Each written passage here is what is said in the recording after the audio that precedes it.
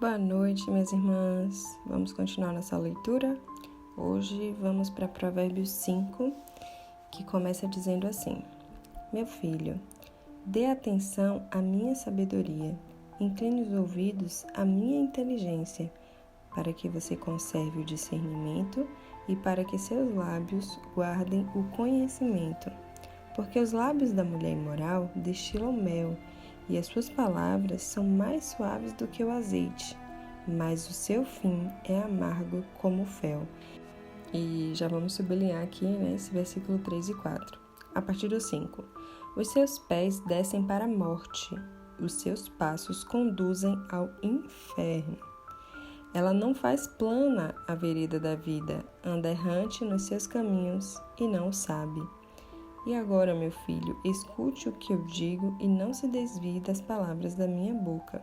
Afaste o seu caminho dessa mulher, não se aproxime da porta da casa dela, para que você não dê a outros a sua honra, nem a sua vida a homens cruéis, para que os estranhos não se fartem dos seus bens e o fruto do seu trabalho não acabe em casa alheia. No fim de sua vida, você ficará gemendo quando a sua carne e o seu corpo se consumirem. Então você dirá: como foi que eu pude odiar o ensino?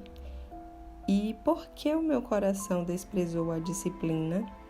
Lembra que a gente leu lá nos primeiros que a disciplina, do Senhor e o ensino são muito importantes e não devemos desprezar? Aqui esse versículo fala sobre alguém que fez isso a vida toda e na velhice se pergunta, como foi que eu pude odiar o ensino? E por que o meu coração desprezou a disciplina? Não escutei a voz dos que me ensinavam, nem dei ouvidos aos meus mestres. Quase caí em ruína completa no meio da congregação reunida. Beba a água da sua própria cisterna e das correntes do seu poço, porque você derramaria as suas fontes lá fora e os seus ribeiros de água pelas praças. Que sejam para você somente e não para os estranhos que estão com você. Seja bendito o seu manancial e alegre-se com a mulher da sua mocidade, corça amorosa e gazela graciosa, que os seios dela saciem você em todo o tempo. Embriague-se sempre com as suas carícias. Meu filho, por que você andaria cego atrás de uma estranha e abraçaria os seios de outra? Porque os caminhos do homem estão diante dos olhos do Senhor, e ele considera todas as suas veredas. Quanto ao ímpio, as suas iniquidades o prenderão, e com as cordas do seu pecado será detido. Ele morrerá pela falta de disciplina, e pelo excesso de sua loucura sai cambaleando por aí. Esse capítulo 5 de Provérbios tem muito a ver com o deserto. É uma realidade que muitas irmãs estão vivendo hoje, O marido deixou sua esposa, como diz aqui no versículo 18, que seja bendito o seu manancial e alegre-se com a mulher da sua mocidade, Embriague-se com suas carícias. Porque você andaria cego atrás de uma estranha e abraçaria os seios de outra? Agora, deixa uma coisa muito clara aqui que eu sempre tenho dito para vocês, minhas irmãs, a Bíblia diz lá em Naum que Deus não vai tomar o culpado por inocente. Para Deus, o culpado é culpado. E aqui no versículo 21 diz, porque os caminhos do homem estão diante dos olhos do Senhor, e Ele considera todas as suas veredas, ou todos os seus caminhos. E diz que quanto ao ímpio, as suas iniquidades o prenderão como cordas. O próprio pecado dele é a corda que vai oprimir ele, que vai trazer a morte para ele, porque aqui diz que ele morrerá pela falta de disciplina e pelo excesso de sua loucura. Minhas irmãs, é por isso que é tão importante não só orar pelos maridos, nesse período de deserto, mas também ter em mente que Deus é um Deus fiel e Ele não vai, tomar o culpado por inocente. Ele não vai achar que... Muitas irmãs falam isso pra mim, minha irmã, mas será que é porque eu já fiz tanta coisa errada no casamento? Será que agora Deus não quer que meu marido seja feliz, por isso que ele deixou essa mulher? Eu falei, não, minha irmã, Deus não vai contra a palavra dele nunca. A Bíblia chama isso de adultério e aqui fica muito claro que é contra a vontade do Senhor e contra o conselho do Senhor. Porque quando ele diz isso, ele faz uma pergunta, né? Por que você vai ficar atrás de outra mulher? Né? Você tem a sua mulher, a mulher da sua mocidade. E aqui entra uma outra questão que a gente sempre vem falando aqui, que é a questão de casamentos, né? Que, na verdade, para Deus não são casamentos, que chamam de segundo casamento. A Bíblia deixa bem claro que aqui é a mulher da sua mocidade. Por que usa, né, o termo mocidade? Porque geralmente você casa mais novo, né? Então, é a sua primeira mulher, o seu casamento verdadeiro, né? E a Bíblia é muito clara, minhas irmãs, não deixa dúvidas aqui de que o Senhor reprova totalmente essa atitude. Então, por mais que você não tenha sido uma esposa sábia, que tenha cometido seus erros no casamento, né? Até mesmo no início do deserto, nas primeiras fases, o Senhor não aprova o que ele está vivendo. O que seu marido vive hoje é adultério, ele tem uma amante e ele vive em pecado. O Senhor não aprova e nunca vai aprovar esse tipo de situação. Então tenha em mente que você não precisa de desesperadamente ficar orando para que seu marido volte para casa. Uma vez que você está no deserto, o Senhor quer restaurar você. É a sua intimidade com Deus agora que está sendo a prioridade. E agora teu marido é um problema de Deus, né? Não é um problema teu mais não. E eu quero deixar aqui para vocês a mensagem de que os lábios da mulher imoral, né, que é o versículo 3, destilam mel, e as suas palavras são mais suaves do que o azeite, mas o seu fim é amargo como o fel. Veja qual é a recompensa. E isso acontece muito com os maridos, né, no sentido de estão em casa, tem já aqueles atritos com a esposa e de repente na rua, né, encontra um amante, uma mulher que está ali destilando palavras de mel, são palavras suaves, né? E o fim delas é esse aqui, ó, o seu fim é amargo como o fel. Muitas irmãs falam, mas é porque meu marido está tão feliz postando nas redes sociais. Ou então algumas que foram traídas, né? E que o marido voltou para casa, se arrependeu, pediu perdão. E elas não conseguem perdoar, imaginando que o marido está pensando na amante. Não, minha irmã. Sossega teu coração em nome de Jesus, que a pessoa que se arrepende e deixa, né, e confessa, ele alcança a misericórdia do Senhor. E aqui diz que os pés de quem vive em adultério, no versículo 5, são pés que descem para a morte. Os seus passos conduzem para o inferno. Minhas irmãs, o adultério conduz ao inferno. Então, se você vive na situação de estar em adultério por conta de um relacionamento que não é seu, você está casado com um homem que já foi casado, você está em adultério e isso vai te condenar, vai te levar para o inferno. Então, em nome de Jesus, se liberta dessa situação e vive para o Senhor. Você vai dizer, mas eu vou abandonar um relacionamento de anos que tem filhos. Minha irmã, você não pode abandonar a sua salvação.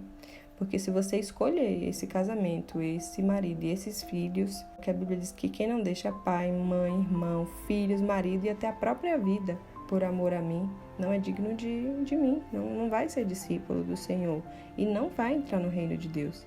Porque o reino é de Deus, lá só entra quem segue as regras do reino. A Bíblia é muito clara em dizer, o Senhor Jesus mesmo disse que ele troca o fardo pesado, né? Venham a mim vocês que estão cansados e sobrecarregados, que eu vou dar descanso. Por mais que hoje, na situação que você está, você olhe, né, essas questões todas como algo que é difícil fazer, ou que talvez seja um castigo, na verdade é a sua liberdade, é a tua libertação. Você vai olhar para trás e depois vai dizer, Senhor, obrigado por essa oportunidade. Né? Então você tem que ter em mente que aquilo que o Senhor te pede é para a tua salvação e é para o teu bem eterno. E você precisa se posicionar, você precisa tomar decisões e elas são suas. Deus vai fazer aquilo que é impossível, mas aquilo que é possível é você quem faz. O Senhor não vai fazer por você. Então você precisa tomar as suas decisões diariamente pautadas na palavra. É por isso que é importante a leitura diária da palavra, para você saber a vontade de Deus. Porque tudo que está aqui, esse é um manual de vida do cristão, é o nosso manual. Tudo que está escrito aqui precisa ser cumprido. E o Senhor é tão bom, Ele cuida tão bem de nós, que todas as coisas que estão escritas têm recompensa. O Senhor não nos pede nada que Ele não venha recompensar. Perceba que sempre que houver uma promessa na Bíblia, sempre que houver um pedido do Senhor, tem uma promessa, tem uma recompensa. Então, quando diz assim, honre pai e mãe, para quê? Para que vocês tenham vida longa sobre a terra, né? Que o Senhor teu Deus te dá. Então, Ele está dizendo assim, se você honra seu pai e sua mãe, eu vou prolongar os teus dias aqui na terra. Você vai viver mais, né? Toda promessa do Senhor tem uma recompensa. Quando a gente lê o livro de Apocalipse, quão gracioso é ler, principalmente as cartas. São pessoas, né? São igrejas ali, está representando ao anjo da igreja e tal. E sempre que tem uma exortação da parte do Senhor, tem também uma promessa: olha, se você fizer isso, você vai ganhar isso. Então, que o Senhor, Ele traga sobre você essa responsabilidade de ler a palavra, de estar, né, sempre de acordo, vivendo de acordo com o que a Bíblia diz, porque, minhas irmãs, a gente vive os tempos do fim. E principalmente nas igrejas hoje tem entrado muitas heresias. E sobre o casamento, então, misericórdia. Eu vejo que o Senhor tem levantado muitas pessoas da área de empreendedorismo e eu tenho visto muito isso e tenho ficado feliz nesse sentido, porque eles estão pregando o tempo inteiro de que casamento é único e você só faz negócios com alguém que não trai a sua esposa. E eles dão alguns exemplos, né? Se você traz sua própria esposa com quem você convive e dorme todos os dias, imagine a mim, né? Que sou um empresário e estou querendo uma sociedade com você. Então Deus tem levantado, tem saído do meio das igrejas em muitas situações para levantar pessoas que estão aí dando palestras, né? Que estão falando para muitas pessoas e voltar os princípios, principalmente do casamento, que tem se perdido muito nesse meio. E que o Senhor faça isso também nesse avivamento, vamos dizer assim, nas igrejas. Porque muita gente vem com seus costumes lá do mundo, acabam se convertendo ao Senhor e trazem algumas coisas de lá e querem implantar. Só que o Senhor já disse o que tem que ser feito, nada é acrescentado, nenhum tio, né? Nenhum pontinho no i deve ser acrescentado daquilo que é a vontade de Deus. Porque essa é a vontade das pessoas aqui de fora, é a vontade do mundo, né? É o sistema que a gente vive. Mas quando a gente vive para Deus, a gente faz a vontade de Deus. Então, se você está em um segundo casamento, se você já foi casada, separou, o seu marido já foi casado, separou, não importa qual é o motivo, minha irmã. Ou você fica sozinha ou reconcilia com o marido. Então, se você estava numa situação de perigo, fique sozinha, né? Para que você não venha correr risco de vida. O Senhor, né, permite o divórcio nesse sentido para que você seja protegida, né? Mas se você teve um casamento que vocês acham, não amava, porque eu não queria, porque não deu certo, fique sozinha, minha irmã, ou se reconcilie com seu marido. Não existe segundo casamento para você. E aí muitas pessoas vão dizer algo que a gente ouve muito, até de pastores muitas vezes. Menina, você é muito jovem, ele te traiu, foi embora, já divorciou. Tu é jovem, vai viver tua vida e vai casar de novo. Gente, isso é uma grande heresia. O Senhor instituiu o casamento para a morte, apenas a morte separar. Adultério não separa, traição não separa, amante não separa, nada disso separa o casamento. A única coisa diante do Senhor que separa dois, que são um, né, que se tornam um, é a morte. Né? É a única condição que existe para um novo casamento, é a mulher ou o homem ser viúvo. Então, se você não casou com um homem viúvo, você é solteira, se você não casou com um homem viúvo, se você casou com um homem que já foi casado, que divorciou, mesmo que não tenha sido por sua causa, mas é divorciado e casou com ele, você está em adultério, minha irmã. Em nome de Jesus, pede discernimento ao Espírito Santo. Vai para Jesus todos os dias aí na intimidade do teu quarto, só você e Deus.